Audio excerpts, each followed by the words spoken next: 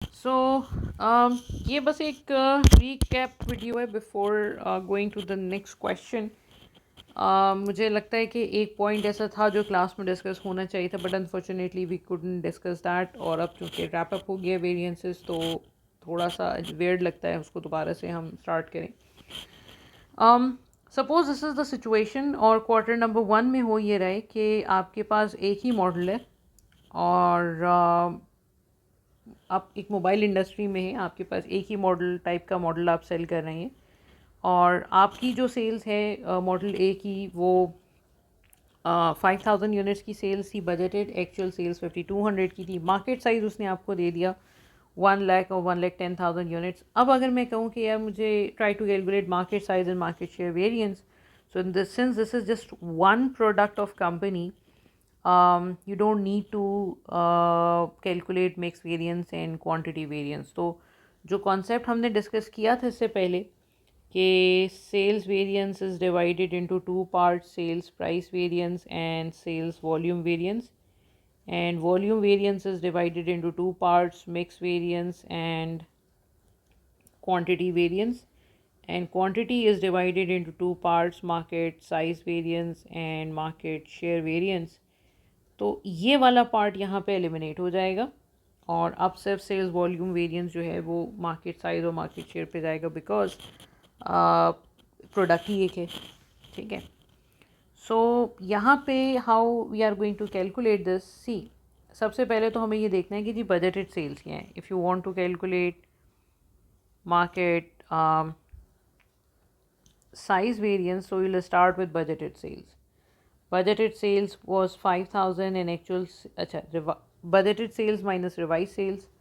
अच्छा, रिविजन के अकॉर्डिंगली देखिए मेरा जो मार्केट शेयर था वो 5000 यूनिट्स था आउट ऑफ 1 मिलियन 1 लाख। इसका मतलब ये है कि at the time of budget preparation the we were it was expected that company will hold 5% market share, right? So considering the same market share expectations, right, um, अगर market expand होके 110,000 पे आ गई है तो टेक्निकली मुझे उसमें 5500 unit cell करने चाहिए थे। मेरी सेल्स भी 10% बढ़नी चाहिए थी अगर इंडस्ट्री की सेल्स 10% बढ़ी हैं तो इसका मतलब है कि मार्केट एक्सपेंशन की वजह से ये चीज़ तो फेवरेबल है। Multiply by what, multiply by $10 per unit, तो टेक्निकली ये 5000 फेवरेबल है। अच्छा, अब मार्केट शेयर में क्या हुआ, मार्केट शेयर जो है वो आपका 5500 यूनिट जहाँ तक आ जाना चाहिए था वो 5500 नहीं हुआ बल्कि वो हो गया 5200। इसका मतलब है सर कि ये हो गया एडवर्स। क्यों एडवर्स हो गया? क्योंकि आपकी सेल्स जो है वो कंपैरेटिवली कम हुई है। मल्टीप्लाई बाय $10 तो ये हो जाएगा 3000 एडवर्स। ओवरऑल तो ये 2000 फेवरेबल है, लेकिन वो 2000 फेवरेबल किसकी वजह से है? मार्केट फैक्टर्स की वजह से, right. This is the first situation.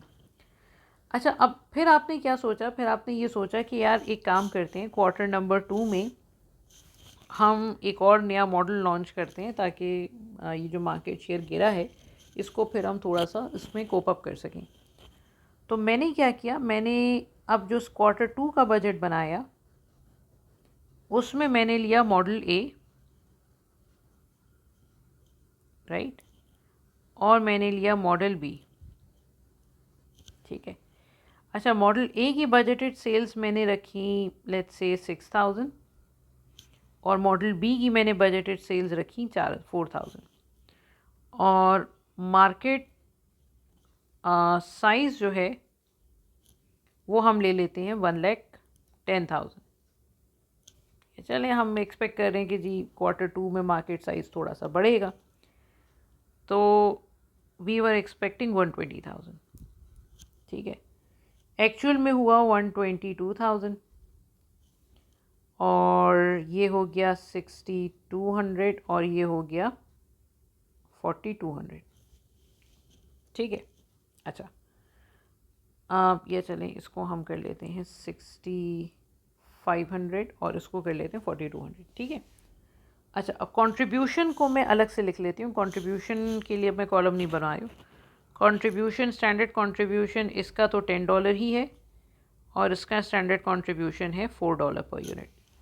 ठीक है, अब यहाँ पे आके हमें मिक्स वेरिएंस की ज़रूरत पड़ेगी क्योंकि अब मेरे पास एक प्रोडक्ट नहीं है, अब मेरे पास दो प्रोडक्ट्स हैं।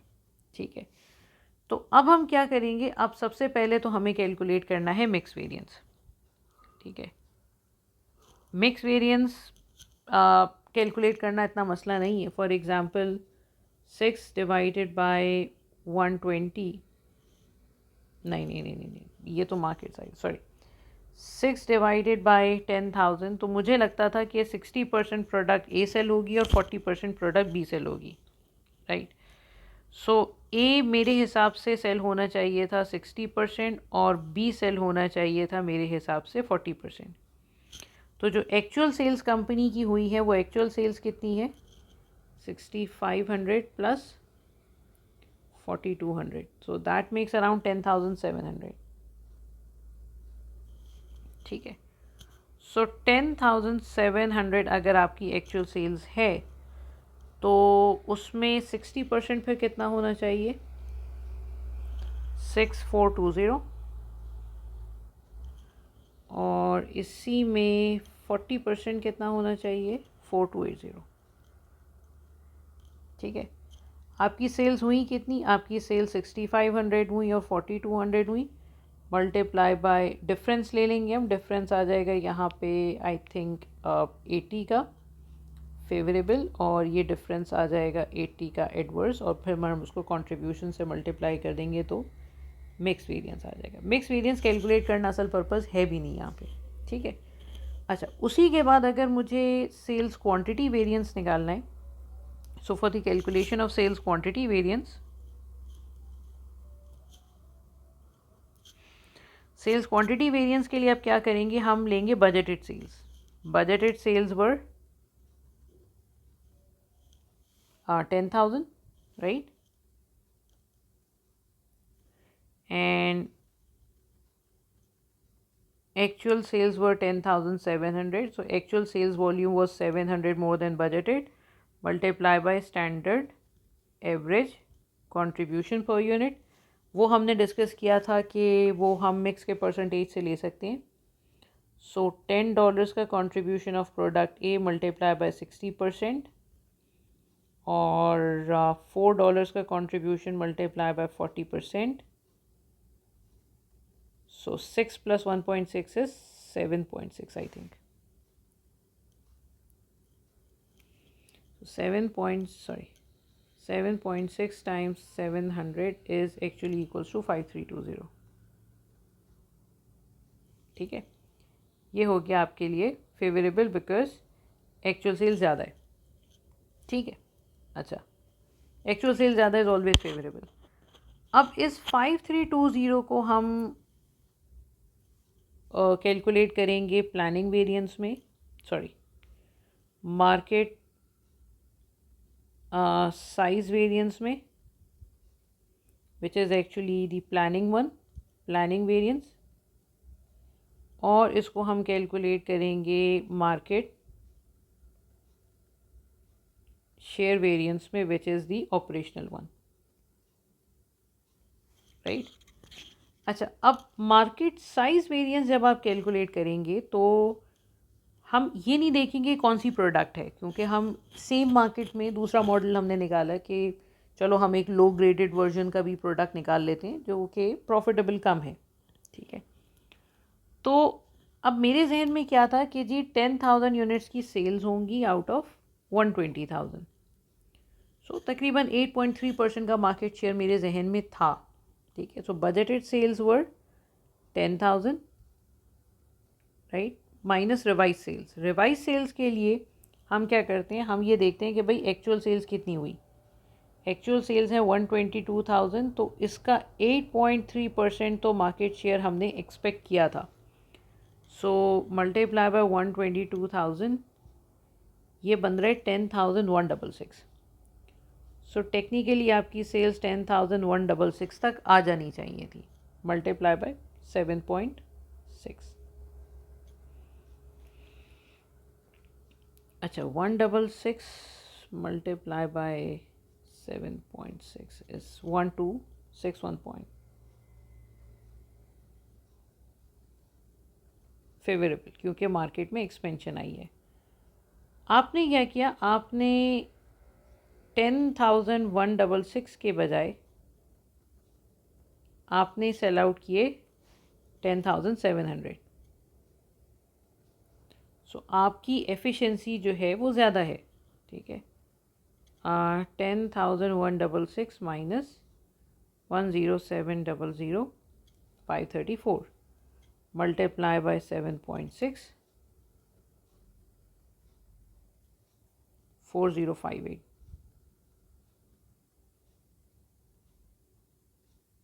ठीक है। सो मार्केट भी एक्सपेंड हो गई, मेरी सेल्स भी बढ़ गई। सो पॉइंट ये है कि जो समझाने वाला पॉइंट था वो ये था कि अगर सिंगल प्रोडक्ट है तो हम मिक्स वेरिएंस और क्वांटिटी वेरिएंस हम नहीं लाते, लेकिन अगर कंपनी एक से ज़्यादा प्रोडक्ट्स बेच रही है सेम इंडस्ट्री में तो फिर हम market size market share variance को बीच में कंसिडर करते हैं। लेकिन अगर यही सिचुएशन यूँ हो कि एक कंपनी है जो कि मोबाइल भी सेल कर रही है, ठीक है। अगर एक कंपनी लेट्स सपोज सैमसंग है, Samsung is selling mobile phones, right, and Samsung is also selling let's say laptops, ठीक है। अब ये दो प्रोडक्ट्स अगर हैं तो ये तो सेम कंपनी के डोमेन में रही हैं, लेकिन इन दोनों की डायनेमिक्स बिल्कुल अलग हैं। मोबाइल फ़ोन में सैमसंग का कॉम्पिटिटर डिफरेंट है, डिफरेंट कंपनीज़ हैं with some common companies, and laptop में उसका कॉम्बिनेशन, उसके कॉम्पिटिशन बिल्कुल डिफरेंट है, इंडस्ट्री साइज डिफरेंट है, मार्केट डिफरेंट है, शेयर डिफरेंट है। सैमसंग की लैपटॉप में इतनी से नहीं है, वो मोस्टली वो एलईडी है या वो यूजुअली मोबाइल फ़ोन्स में वो डील कर रहे हैं। तो यहाँ अगर इस टाइप की कोई प्रोडक्ट आती है जिसमें वो आपको मार्केट साइज़ दोनों का अलग अलग दे दे कि जी इसका जो मार्केट साइज़ है, मोबाइल फ़ोन इंडस्ट्री का जो मार्केट है साइज़ है वो 6 मिलियन यूनिट्स का है, और लैपटॉप का जो मार्केट साइज़ है वो तकरीबन 3.5 मिलियन यूनिट्स का है, और जो हमारा मार्केट शेयर है उसमें वो मार्केट शेयर है तकरीबन 30%, 20% मार्केट शेयर मेरा यहाँ पे है और 30% मेरा मार्केट शेयर यहाँ पे है, ठीक है। अगर मैं आपको ये दोनों चीज़ें बजटेड दे दूँ और फिर मैं आपको एक्चुअल सेल्स दे दूँ, तो इस टाइप की सिचुएशन में फिर अब आप ये नहीं कर सकते कि मैं दोनों का एक ही, दोनों को मिला के जैसे हमने यहाँ पे काम किया था कि हमें एक मार्केट साइज़ गिवन था, ऐसा नहीं कर सकते हम। यहाँ पे इनकी कैलकुलेशन अलग अलग होगी। जैसे फॉर एग्ज़ाम्पल ये 1.3 मिलियन हो जाता है अगर, सॉरी 6 का 2% कितना होगा, 620 1.2 होगा ना। लेट्स सपोज ये 1.3 मिलियन हो जाता है और ये 900,000 हो जाता है। अगर ये सिचुएशन है तो इसका मोबाइल फ़ोन्स का और लैपटॉप का, मोबाइल फ़ोन का मार्केट साइज़ वेरिएंस जो है वो आप कैलकुलेट करेंगे कि 1.2 मिलियन की बजटेड सेल्स थी। उप्स, बजटेड सेल्स यहाँ पे नहीं है डेटास का।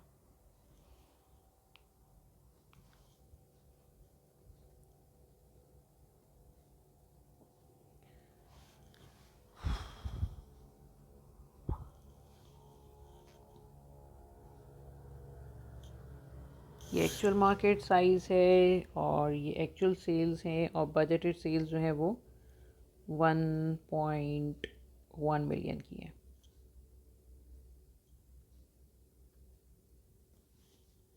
ठीक है, अभी हमें बजटेड मार्केट साइज़ नहीं दिया हुआ इंडस्ट्री का, तो हम मार्केट साइज़ वेरिएंस में बजटेड सेल्स ले लेंगे 1100 और रिवाइज सेल्स ले लेंगे हम 20% ऑफ 6 मिलियन, ठीक है।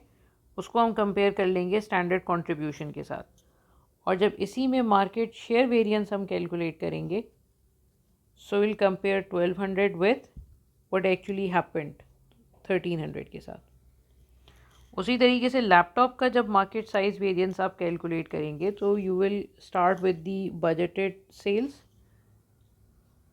माइनस रिवाइज सेल्स 3.5 का अगर मैं 3% लूँ तो ये 1.01 million and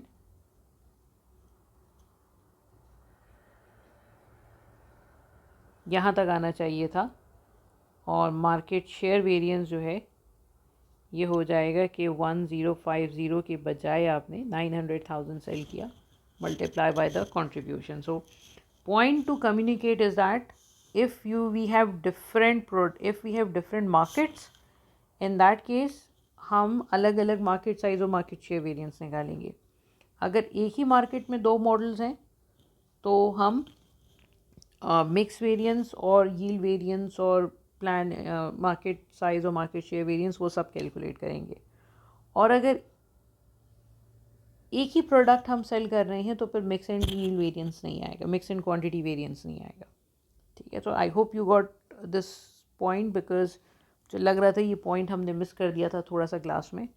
so in case you have any issues we can discuss it in the next class. Thank you.